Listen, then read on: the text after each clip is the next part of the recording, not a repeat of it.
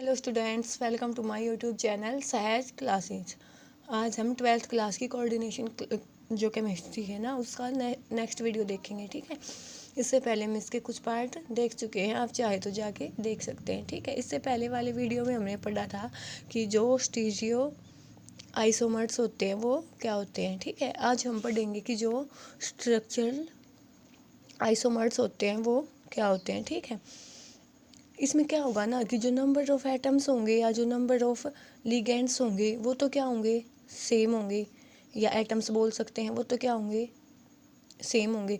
लेकिन जो बॉन्ड होगा ना उनके बीच में वो क्या होगा, डिस्टिंक्ट होगा। मतलब जो एटम्स के बीच में जो बॉन्ड होगा ना, मतलब मान लिया एक में तो है सी एन के बीच में बॉन्ड, तो नेक्स्ट वाले में एटम सेम होंगे, लिगेंड सेम होगा, लेकिन जो बॉन्ड होगा मान लिया कि वो सी ओ के बीच में हो, ऐसे।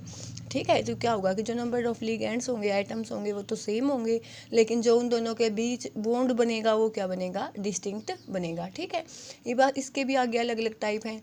सबसे पहले कौन सा आता है, linkage isomerism, coordination isomerism, ionization isomerism, solvate isomerism. ठीक है, तो सबसे पहले कौन सा देखेंगे हम, लिंकेज आइसोमेरिज्म क्या होता है। ठीक है, हमने सबसे सेकंड वीडियो में देखा था इस क्लास की, क्या देखा था कि कुछ लिगेंड एम्बिडेंटेंट होते हैं, मतलब जिसमें क्या हो, डोनर एटम एक से ज़्यादा हो, लेकिन एक टाइम पे एक ही डोनेट करे। इस जैसे SCN देख सकते हैं, इसको हम ऐसे भी लिख सकते हैं, जिसमें जो डोनर एटम है S भी है N भी है। ठीक है, जब इसको SCN ऐसे लिखेंगे तो जो डोनर एटम कौन होगा, S होगा। जब इसको NCS लिख देंगे तो डोनर एटम कौन सा हो जाएगा, N हो जाएगा। कहने का मतलब क्या है कि वो लिगेंड्स जिसमें जो डोनर एटम होगा वो क्या होगा, एक से ज़्यादा होगा। ठीक है, इसको ही हम क्या बोलेंगे, लिंकेज आइसोमेरिज्म। तो इसकी डेफिनेशन देख लेते हैं। This isomerism occurs in compound containing ambidentate ligands, की ये उन कंपाउंड्स में होगा जिनमें क्या होगा, एम्बिडेंटेड लिगेंड होगा। एम्बिडेंटेड लिगेंड कौन से होते हैं, जब when more than one atom can act as a donor, कि जब एक से ज़्यादा एटम है जो डोनर एटम के जैसे काम कर सके, उसको ही हम क्या बोलते हैं, एम्बिडेंटेड लिगेंड बोलते हैं। ठीक है, जैसे इसके एग्जाम्पल के लिए देख सकते हैं, यहाँ पे हम लिखेंगे, ये वाला एग्जाम्पल देखें तो इसमें क्या है, एक बार तो N है डोनर एटम जिसमें हमने NO2 लिखा है। इसमें सेकंड में क्या हो जाएगा, CONS कि 5ONO, कि डोनर एटम कौन है, O है।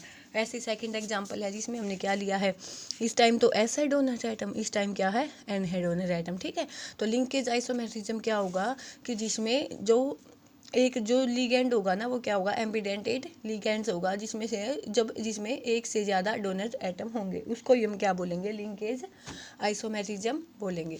अब नेक्स्ट पे चलते हैं कि कोऑर्डिनेट आइसोमेरिज्म कौन सा होगा। ठीक है, ये इस टाइप के आइसोमेरिज्म में क्या होता है कि दो कॉम्प्लेक्स होते हैं। ठीक है, जैसे ये दो कॉम्प्लेक्स ले लिए हम, तो क्या होगा, आपस में लिगेंड्स का इंटरचेंज होगा, कि जो लिगेंड इसके पास लगे थे वो तो इसके पास चले जाएंगे, और जो इसके पास लगे थे वो इसके पास चले जाएंगे।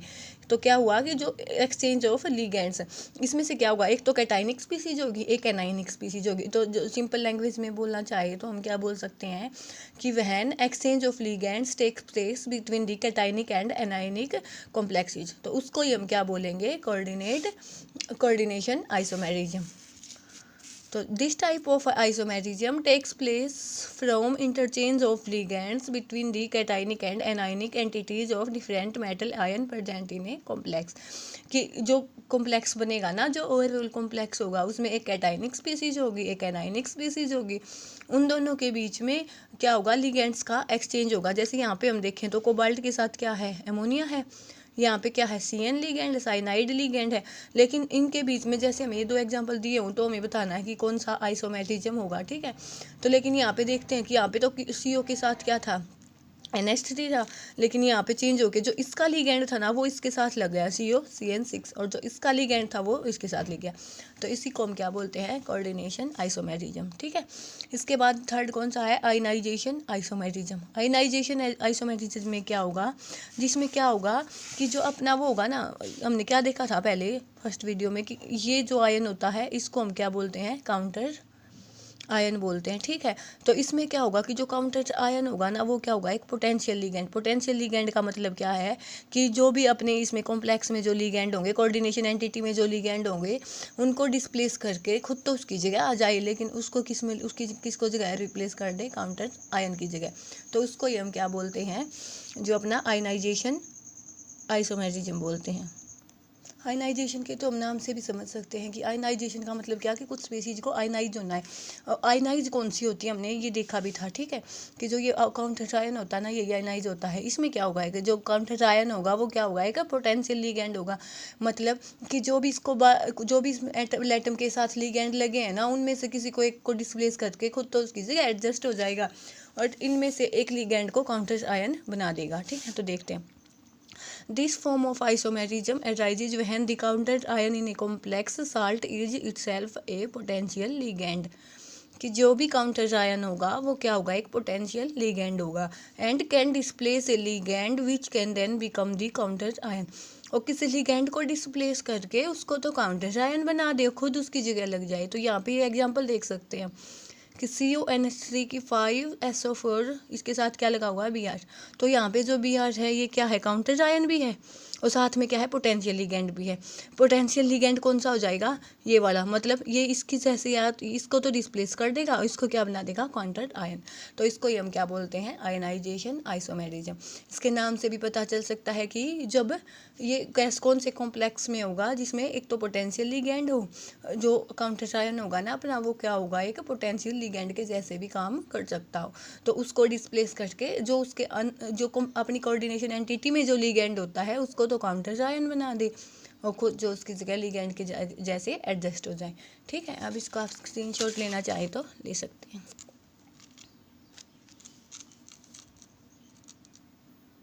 सोलवेट आइसोमेरिज्म। सोलवेट आइसोमेरिज्म में क्या होगा, सोलवेट आइसोमेरिज्म में ये होगा कि जब हम कि जो लिगेंड्स होंगे ना, या तो कोऑर्डिनेशन एंटिटी हो या तो अपने जो काउंटर आयन हो, उनकी जो नंबर तो सेम हो, लेकिन वो जो लिगेंड्स होंगे वो क्या हो, अलग अलग हो।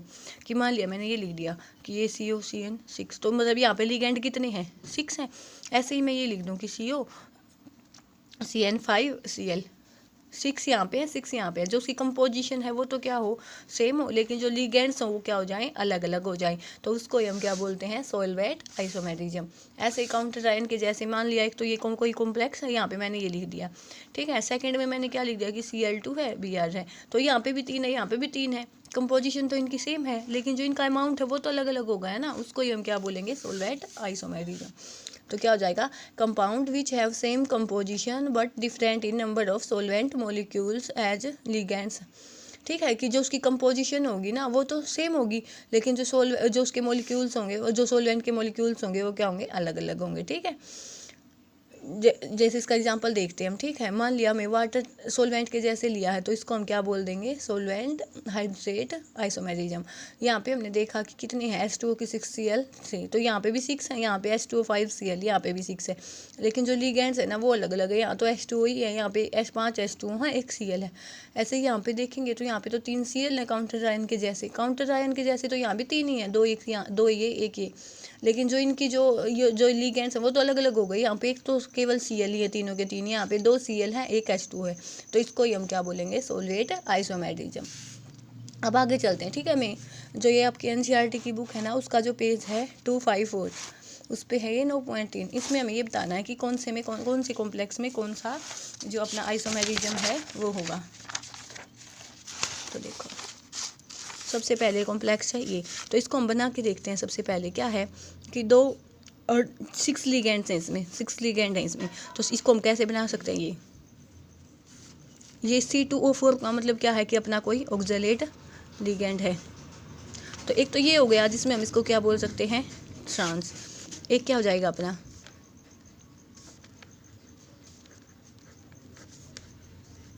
ये क्या हो गया जिसको हम क्या बोल सकते हैं, सिस। तो इसमें कौन सा आइसोमेरिज्म हो जाएगा, सिस ट्रांस।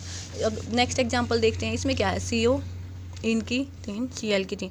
अब सिस ट्रांस के लिए तो हमें क्या पता होना चाहिए कि 2 लिगेंड होनी चाहिए सेम या अलग, जिनको हम सिस दिखा सके, ट्रांस दिखा सके, ठीक है। लेकिन यहाँ पे तो 3 लिगेंड है, मतलब ये कोई स्पीसीज तो कोई ऑक्टाहेड्रली बनेगी। तो इसको हम कैसे लिख सकते हैं, जब ये क्या हो गया, जब ये इतने लिगेंड हो गए ना, तो इसको हम क्या बता सकते हैं, क्या देख सकते हैं इसमें से हम, कि हम ये बता सकते हैं कि जो भी अपना जो ये होगा ना, इसको हम क्या बोल सकते हैं कि 3 है। तो जब हम इसकी जो इमेज बनाएंगे आपस में और इसको पुट करेंगे तो वो क्या होगी, नॉन सुपर इम्पोजिबल होगी।